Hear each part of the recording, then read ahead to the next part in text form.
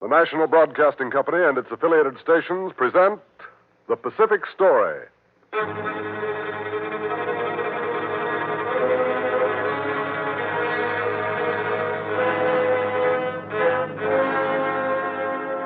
In the mounting fury of world conflict, events in the Pacific are taking on ever greater importance. Here is the story of the Pacific and the millions of people who live around this greatest sea. The drama of the peoples whose destiny is at stake in the Pacific War. Here, as another public service, is the tale of the war in the Pacific and its meaning to us and to the generations to come.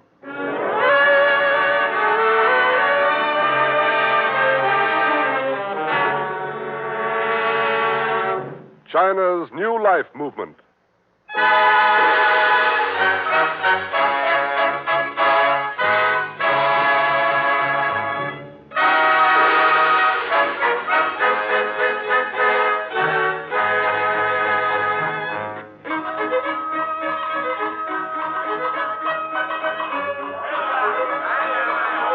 Step over here. You can see better. Yes. There, how's this? Great. I've never seen anything like this in my life. This is a real Chinese procession. I say, look at those beautiful silk banners, Spencer.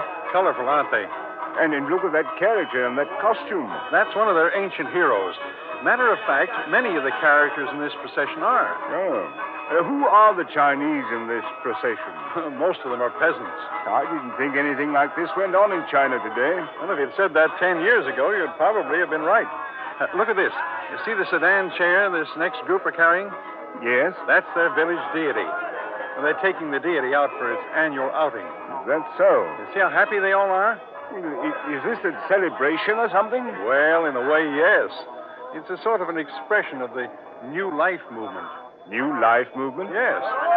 For quite a few years before this movement started, there was no room for anything like this. The people were fighting too hard to keep body and soul together.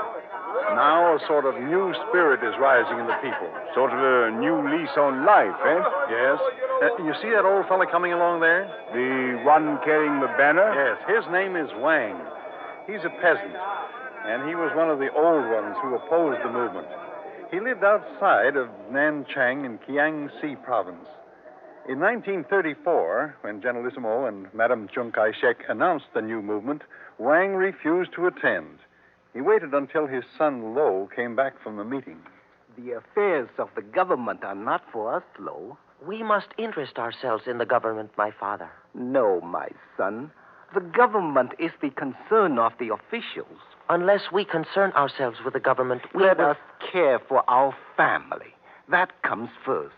It is because we have taken no part in the government and because we have cared nothing about the responsibilities of citizenship that we are so needy. Is that what you heard at the meeting tonight?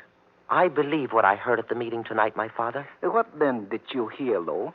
We have been so much tied to the past that we have no understanding of the changing world in which we live today. We know that first we must eat.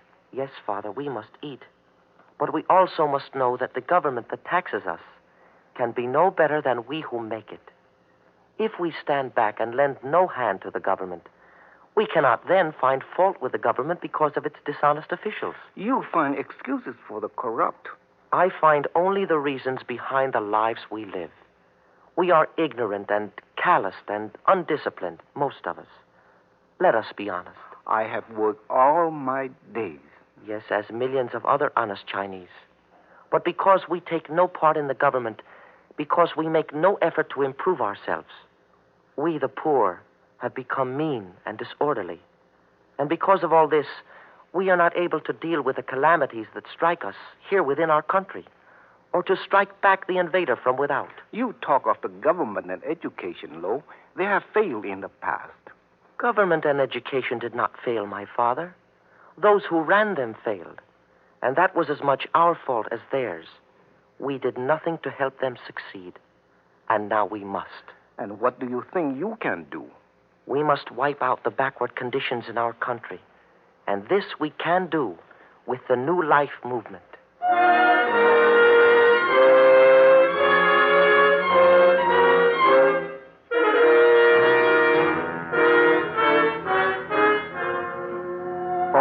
time, something like the New Life movement had been underway in China.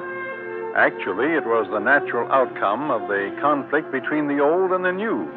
It was the result of the conflict between the ancient philosophical point of view and the new modern scientific point of view.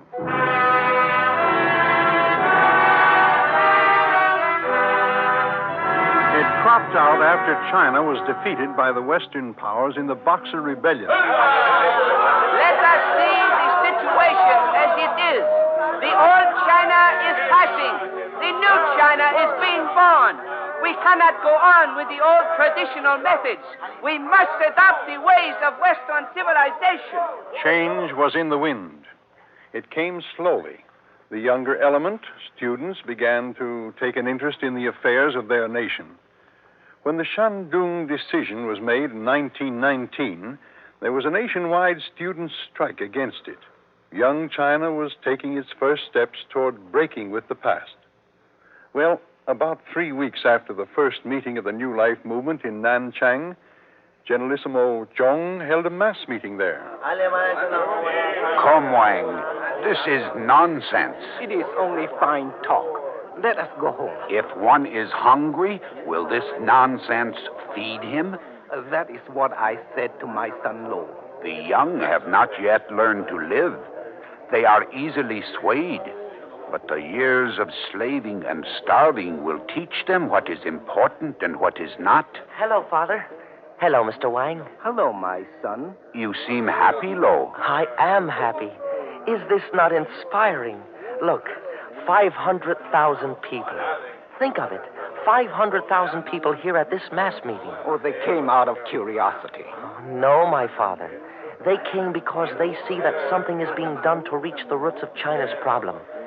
They came because they hope that something can be done to help their day-by-day life. It is an empty hope, Lo. Chen has just said what I have said ever since you took interest in this New Life movement. Will it feed our bellies when we are hungry? If we live by the four virtues, yes. The four virtues teach one to be a man. But what of the hunger? Just as Generalissimo Chiang Kai-shek said, the four virtues are the pillars of the nation. If we do not have enough food and clothing, these can be produced by manpower. And if the granary is empty, this can be filled by human effort. If everyone, from the highest official to the lowest of us, would practice the four virtues, there would be food for all. But if the four virtues are not observed, we can never help ourselves. You see, Chen, how my son thinks? Yes. You must see that social order is based on these virtues. Where there is order, everything can be done.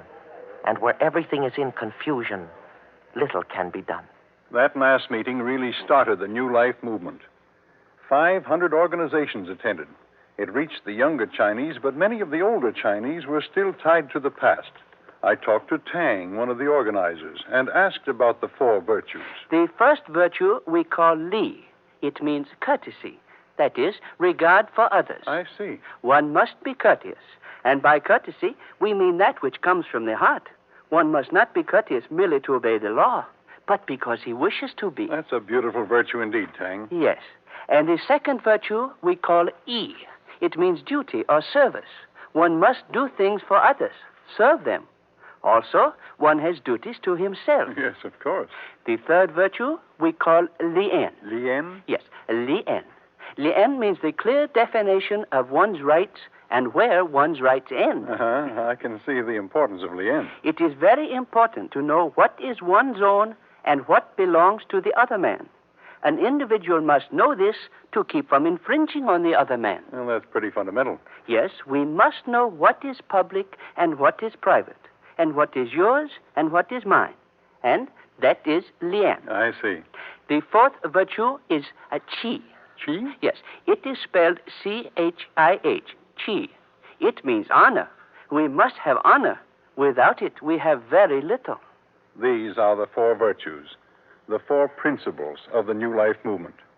And upon these, the far-seeing Chinese hope to regenerate their people and their country.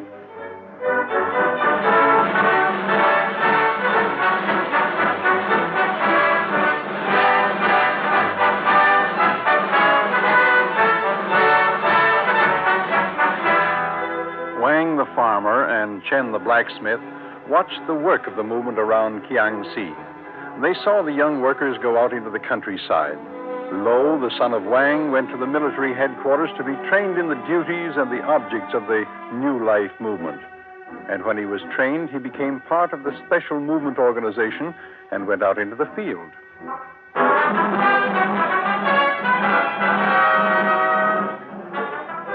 First, we must look over the situation in this village, Lo, and learn what is most needed. Yes, Tang. Then we will organize cooperatives to help the people help themselves. Already I have learned that they need almost everything. Their places have been destroyed by the war. Go to the people and talk with them, and then we shall set about to help them. They found that in most of the areas that had been scourged by warfare, the people had either left to take refuge elsewhere or had been killed. Those that remained were in poverty. They must have tools, Tang, and seeds for planting, and materials for repair. Oh, what of the land? It has lain fallow since the battle here, and without help, the farmers cannot till it. We will get them help to till their land. Until this time, 1934, the peasants had a horror of soldiers. They'd been ravaged and outraged by corrupt military leaders. Now they saw soldiers in a new light. The soldiers helped them plow their fields. Into their hands were put implements, and seeds were supplied for the soil. When the day's work was done, the farmers listened to Tang and Lo. For they say that though what Tang and Lo suggested was different, it was helpful. Now, let us say the rules. What is the first rule, Ku? Dress neatly. Have clothes buttoned. Wear your hat straight. Put your shoes on properly. Sit straight. That is right and that is proper. Now, the second rule, Ku. Do not scatter rice about. Arrange chopsticks and bowls in order. Make no noise when you eat and drink. They taught the farmers a list of constructive rules, and the rules changed their lives. The New Life movement touched every part of their lives. Arrange your house neatly. Do not deface the walls. Have simple furnishings. Be quiet at home. The rules became a decalogue of behavior. Go to bed early and get up early. Keep your face and hands clean. Keep your hair combed. Take a bath often. Be sure that your clothes are clean. The movement spread from Nanchang throughout Kiangsi and beyond its borders to the other provinces. The average peasant was taught to look out for his own welfare. He was taught to have confidence in the government by seeing to it that he suffered no disadvantage at the hands of a corrupt or overly ambitious official. So the movement spread. Other organizations cooperated. Chiang Kai-shek saw that the hope of China was the young Chinese. He called a meeting of the middle school students in Nanchang. You are the hope of the future of China. You, the young Chinese. On you depends what sort of nation China will become. What are you going to do to justify your education? Are you going to return to your homes this summer with an air of superiority? Are you going to look down upon your family for not being as well educated as you? Or will you show the result of true education and pass on whatever knowledge you have gained to the largest number of people within your reach? Well, the youngsters were beginning to see the possibilities of a new life. They began to see the wisdom of the four virtues, and they began to react accordingly. I will open up a kindergarten and teach the children of the village. I will find a place. I will start a class for adults at night. Then, when their work is through, I can teach. I will tell them about hygiene and sanitation. This will help all of us by cleaning I will up. show them how to rid their houses and communities of the bleeding places of the insects that carry infections. If we can get everyone to clean up the breeding... One young Chinese told another, and the young Chinese brought the new ideas home, as Lo brought them home to Wang. You see, my father, first we must learn good manners and cleanliness. And how will this make a better living for you, Lo? One conquers oneself first before one conquers others.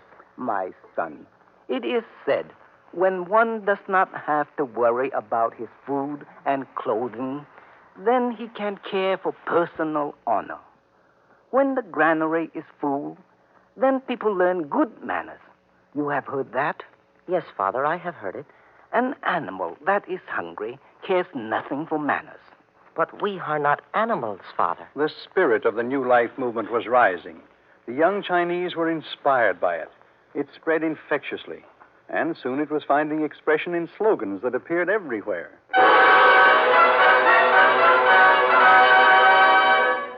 Good men act properly. Bad men do not. A neat person is respected. Do not be slovenly. Do not gamble, drink, smoke, or frequent brothels. One who scolds or strikes another is like a savage. Do not be noisy or rush ahead of other people. Personal cleanliness means personal health. Value time and be prompt at appointments. Do not destroy public property or waste anything.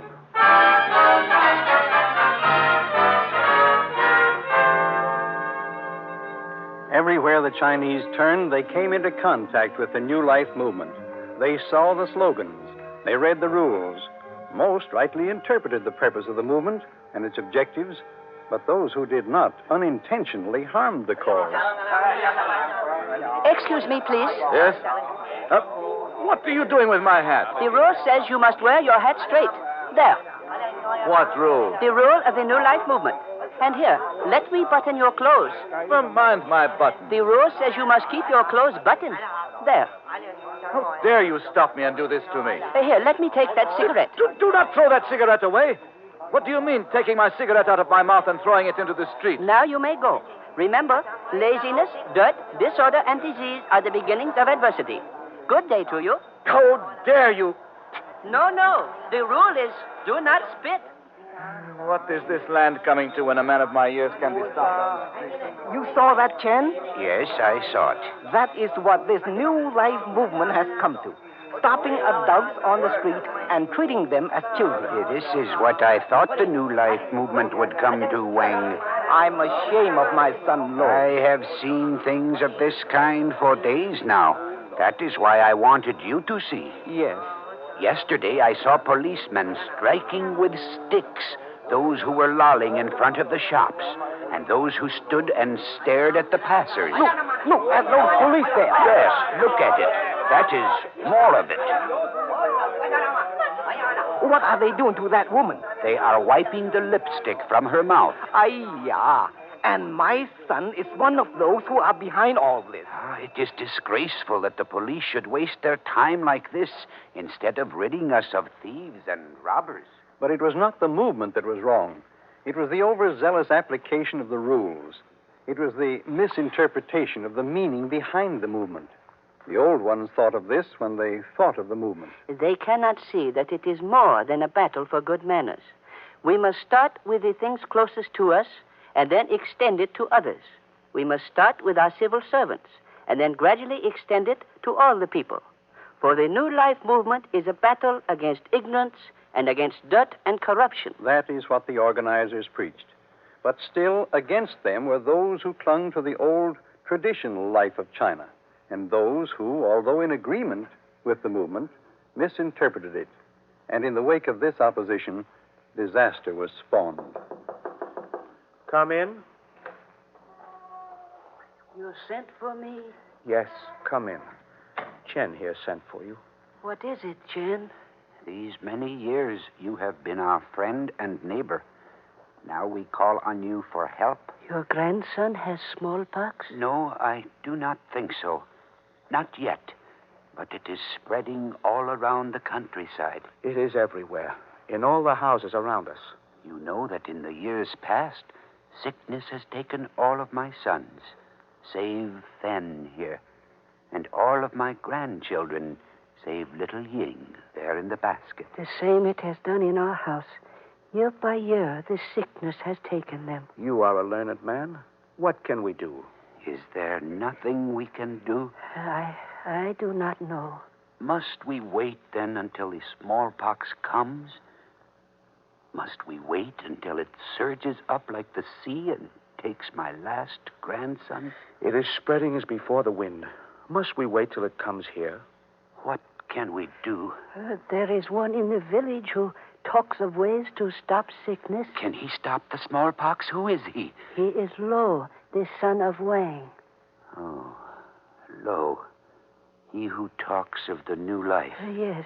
He talks of a way to stop sickness by preventing it. He talks nonsense.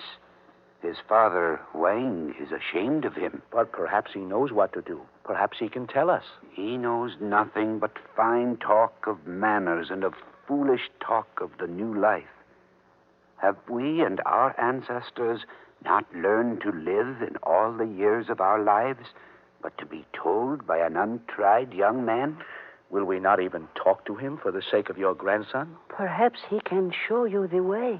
How can I go to Lo, the son of Wang, after all his father and I have seen of his foolishness, and after all we have said to him?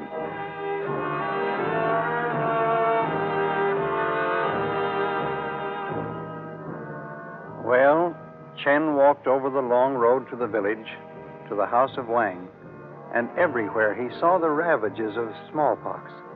Babies and toddlers and children of all ages were stricken. Many had died, and those that were not yet stricken, the mothers and their children, cowered in their houses.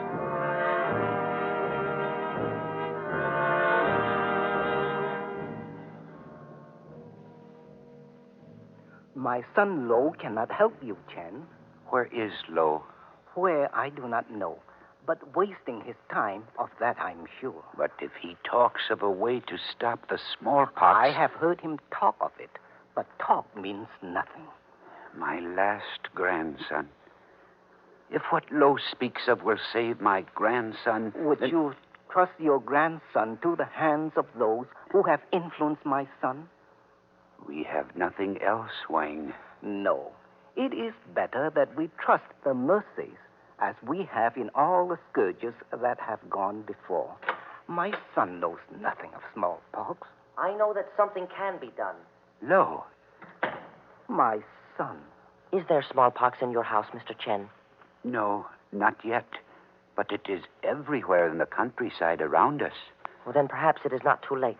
Are you saying that your new life movement also can stop this scourge of smallpox, my son? Let us listen to him, Wang. Is there something that can be done, Lo? Yes, there is something that can be done. At the Central Health Administration in Nanking, thousands of bottles of a precious fluid have come. The same kind of fluid that has stopped smallpox in other cities and other lands. Have you seen this fluid, Lo? No, I have not seen it, my father. But the doctors who have been trained in the great schools say it will prevent smallpox. It has prevented smallpox in many places. What is this fluid? They call it vaccine. The arm is scratched, and it is put into the scratch. The people of this countryside will not permit this work of the devil. My father, that is the part that we of the New Life movement will do. We will go into the countryside and tell the people of this vaccine. No one will believe you, my son. I will believe you, Lo. You will permit this, Chen? You will permit them to bring this foreign evil into your home against what you have learned all of your years? It may save my grandson. We will bring it to your house, Mr. Chen, and the doctors will give it to your grandson. Bring it, then, as soon as you have it. I shall do all I can to help you. Well, soon the vaccine came, and Chen's grandson was vaccinated. The elders stood around in silence and looked on. Chief among them was Wang, and day by day they watched the child. When the child's arms swelled and became sore, they were concerned. The child is suffering from the wound, my son. Oh, only some soreness. Soon it will pass. They watched intently. At last it did pass. Chen's grandson did not get smallpox. The children that were not vaccinated have come down with smallpox, Wang. Many of them have died. But my grandson is well. Then Lo was right. Could he then be right about the New Life movement? The answer came in the achievements of the New Life movement. It reached the mission hospitals, the schools, the country churches, and through these, thousands of Chinese were vaccinated, and thousands were saved from suffering and death.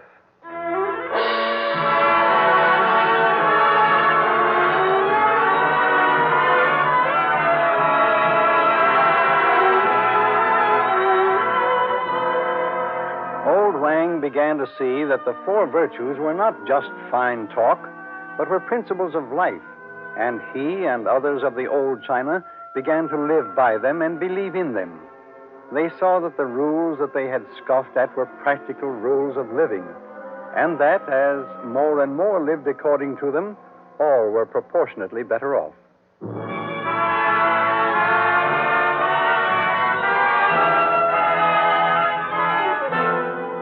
And now the New Life movement spread throughout the land. Old Wang became an eager worker. You must clean up the filth in your villages. You speak of cleaning up the filth, Wang? You who scolded his own son for talking against filth? Disease comes with dirt, and this I know. What is this New Life movement, if it is more than a society to speak of fine things in empty words? I have seen it grow, and I have seen the good come from it. You have been tricked by them, old fool. What have they done to give us a better living?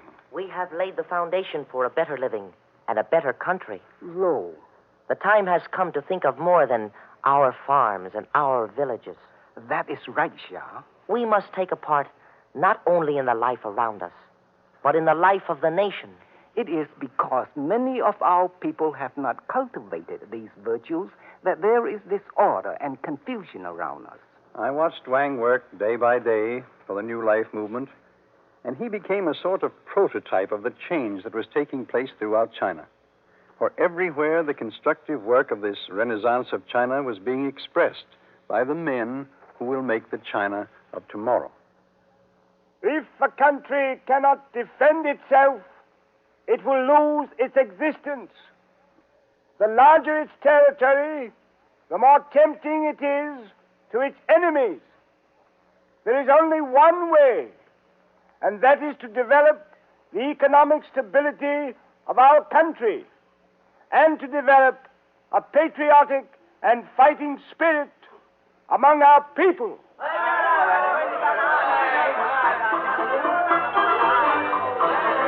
Yes, I think of all this now as I see old Wang out there in that parade, carrying that silk banner. He is still a peasant. The New Life movement has not made him rich, not in money, but it has improved his lot as it has improved the lot of so many other Chinese.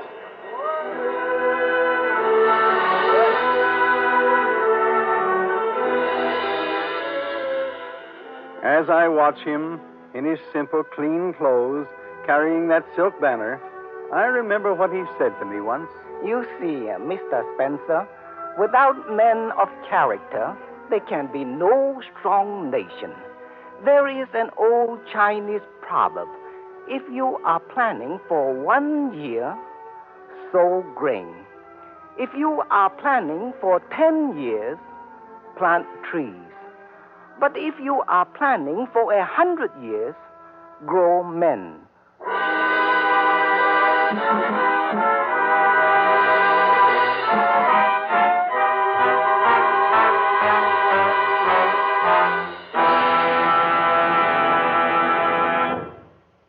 You have been listening to The Pacific Story, presented by the National Broadcasting Company and its affiliated independent stations as a public service to clarify events in the Pacific and to make understandable the cross currents of life in the Pacific Basin. A reprint of this Pacific Story program is available at the cost of 10 cents. Send 10 cents in stamps or coin to University of California Press, Berkeley, California.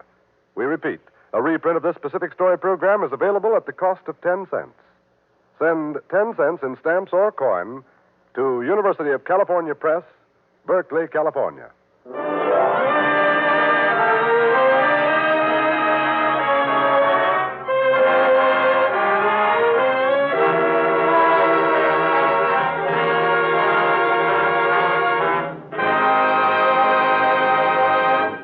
The Pacific Story is written and directed by Arnold Marquis. The original musical score was composed and conducted by Thomas Peluso. The principal voice was that of Norman Field. This program came to you from Hollywood. This is the National Broadcasting Company.